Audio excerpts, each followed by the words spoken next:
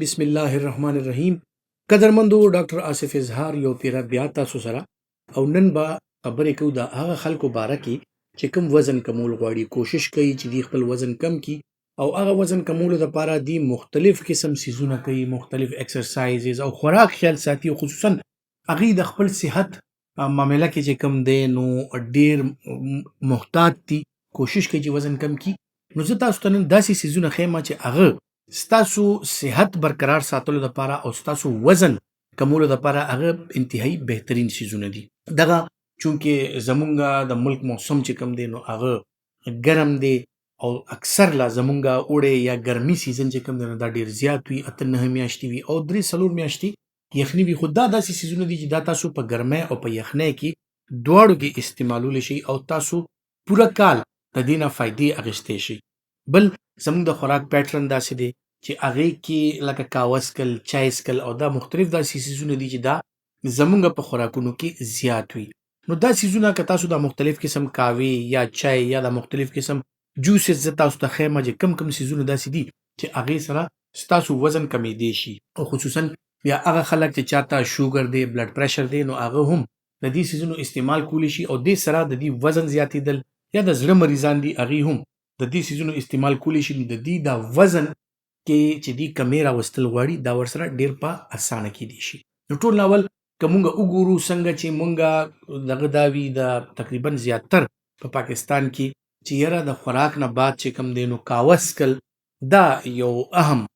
سیز ګڼلی کېږي او زیاتر خلکو دا عادت وي چې د خوراک نه بعد قهوه څکي. نو دا ګرین ټي چې کم دا که دا د لیمن ګراس وي، که دا د شنو پتو وي، دا قهوه چې کوم دا دې کې لږ شان نیمبو که تاسو استعمال کوئ نو دا ستاسو د وجود دا غوړ ختمول، د وینې غوړ ختمول، ستاسو لیپډ پروفایل امپروف کول او ورسره که تاسو وزن کمول غواړئ نو په دې کې ډېر اهم کردار ادا کوي. بیا راځو جناب توره چای، سلیماني چای ورته اکثر خلک وایي، دغه که تاسو د هغې استعمال کوئ نو دا هم چونکې یو سټیمولنټ دی، دې سره هم چې کوم دی نو ستاسو میټابولیک ریټ زیات شي، ستاسو بلډ سرکولیشن ښه شي، دې سره چې کوم دی نو ستاسو میټابولیک ریټ چې زیات شي نو تاسو انرژي کنزمپشن زیات شي او دغه سیزونه سټور کیږي نه، ستاسو وزن چې کوم دی کمیدو کې دا سیز ډیر اهم رول پلی کوي. خو دې سره سره خبره دا ده چې په دې چاو کې یا دې قهوه کې تاسو خواږه نه استعمالوئ، یعنې ګوړه، چیني، دا سیزونه که تاسو استعمال کړئ نو هغې کې کیلریز دونه زیات شي چې بجای د دې چې ستاسو وزن کم شي ستاسو هغه وزن زیاتېدلو طرف ته روان شي. نو پیکه قهوه، پیکه چای دا که تاسو استعمالوئ. او بیا دریم سیز چې کوم دی هغه بلیک کافي ده. څوک چې وزن کمول غواړي، اکټیو الرټ اوسېدل غواړي نو د هغې دپاره چې کوم دی بیا بلیک کافي انتهایی زبردست سیز دی چې دې سره ستاسو میټابولیک ریټ ډېر سیوا شي او ورسره چې کوم دی نو تاسو خپل ایکسرسایز که کوئ، خپل ډایټ کوئ نو هغې سره دا سیز په دې کې تاسو له ډېر بھرپور یو دغه درکوي، مدد درکوي چې تاسو خپل وزن کم کوئ. بیا راځو جناب دې نه علاوه مختلف داسې سیزونه دي لکه ډېر خلک په خپل چای کې چې کوم دی یا قهوه کې د ادرک استعمال کوي. ادرک استعمال هم په خپله قهوه کې د ادرک والا قهوه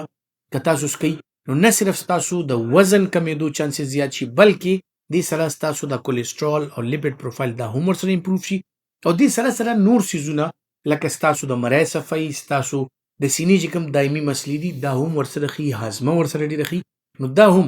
ډیر مدد کوي چې یاره ستاسو دا وزن دا دې سره کم شي. نو د ادرک والا قهوه که د دې تاسو استعمال کوئ یا چای کې تاسو ادرک اچوئ، مختلف زموږ د ملک حصو کې لکه خصوصا کشمیر کې چای کې ادرک خصوصا استعمالیږي او دغه خلک ډېر جفاکش هم وي او ډېر توانه هم وي او د دې سټیمنا هم ډېره زیاته وي او دا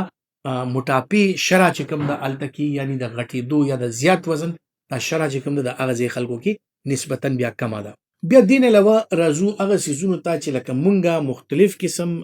د ګرمۍ موسم دی، شربتونه ډېر زیات استعمالیږي، د اوبو استعمال زیات پکار نو دې دپاره که تاسو چېرې داسې کار کوئ چې یاره د فروټو مختلف قسم فروټ دا جوس وباسئ ځان له، دا میده کوئ او دغه څکئ یا هغه فروټو استعمال کوئ چې کوم کې دا اوبه زیاتې دي لکه هندوانه شوله، خربوزه شوله، دا مختلف داسې سیزونه دي. یا تاسو د انار جوس یا دا مختلف قسم هغه سیزونه استعمالوئ خو په دې کې ګوړه، چیني یا مختلف داسې سیزونه نه اچوئ، خالص د هغې فروټو جوس ځان له وباسئ نو هغې سره هم چې کوم دی ستاسو وزن کمیدی شي. بیا ډېر داسې مختلف نور ډرینکس دي چې که تاسو لکه خپله اولګ هم ختمول غواړئ او تاسو ته اوبه هم پکار دي او تاسو چې کوم دی نو داسې څیز هم پکار دی چې هغې سره ستاسو وزن کم شي، نو مختلف قسم سبزیانې دي چې د هغې نه تاسو ځان ته یخني ویستی شي. د سبزیانو چې کومه یخني ده، د سبزیانو چې کوم سوپ دی، هغه ستاسو دپاره انتهایی زیات ښه دی چې هغې سره ستاسو هغه د یو ټایم اولګ هم ختمه شي او دغه سبزي که تاسو ورسره په چمچ وخورئ او هغه یخني تاسو اوس کوئ، نو ستاسو وزن هم نه زیاتېږي، وزن هم کمېدو کې مدد ورکوي دا، او ستاسو اولګه هم ختمه شي، نو هغې سره ستاسو صحت یقیني طور باندې ښه وي. نو د فروټ جوس شلو، د سبزیانو مختلف قسم ته دغه شلو، یا بل چې کوم دی نن سبا د ګرمۍ موسم دی، مونږه خامخا د لسی استعمال کوو، شملې ماسته د دې استعمال زیات کیږي. رایتا که تاسو جوړوئ په هغې کې مختلف قسم سلاد ځان ته کټ کړئ، لکه پیاز، ټماټر، بادرنګ، او دې کې لږ شان ځان ته د ذایقې دپاره پودینه وغیره واچوئ، دغه هم کیدی شي. او که لږ شان پودینه او لږ بادرنګ یعنی کیره دا تاسو په خپل لسی کې یا شملو کې دا تاسو میده کوئ او داسې کوئ، نو د هغې فواید هم تاسو ته میلاویږي. هغې کې چې کومې اوبه دي عام تاسو ته میلاو شي، ډیهایډریشن هم بچي، وجود یخوالی احساس هم وي، ګرمي هم تاسو ته کمه محسوسیږي، تنده هم کمه شي، او دا څیزونه چې کوم دی ستاسو وزن بالکل نه زیاتوي، بلکې ستاسو وزن کمولو دپاره دا انتهایی اهم څیزونه دي. نو کم خلک چې وزن کمول غواړي هغې دې کوشش وکړي چې دا ګوړه، چیني، خواږه د دې څیزونو نه پرهیز وکړي، دا قدرتي کاوې، قدرتي چای او دې نه علاوه فرش فروټ جوسز دغه څیزونو استعمال زیات کوي، نو دې سره به دې د ګرمۍ نه هم بچي او د دې به انشاءالله وزن هم نه زیاتېږي. او دا داسې قدرتي څیزونه چې د شوګر او بلډ پریشر مریضان، که د زړه مریضان دي، که هر قسم ته تاسو ته بیماریانې وي، تاسو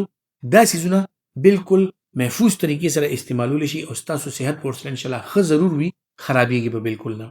امید لرم چې دا معلومات به ستاسو دپاره فایده مند وي، او که تاسو ګڼئ چې دا فایده مند دي، نو دا ویډیو لایک هم کوئ او شیر هم کوئ. خپل ډېر خیال ساتئ. الله پامان.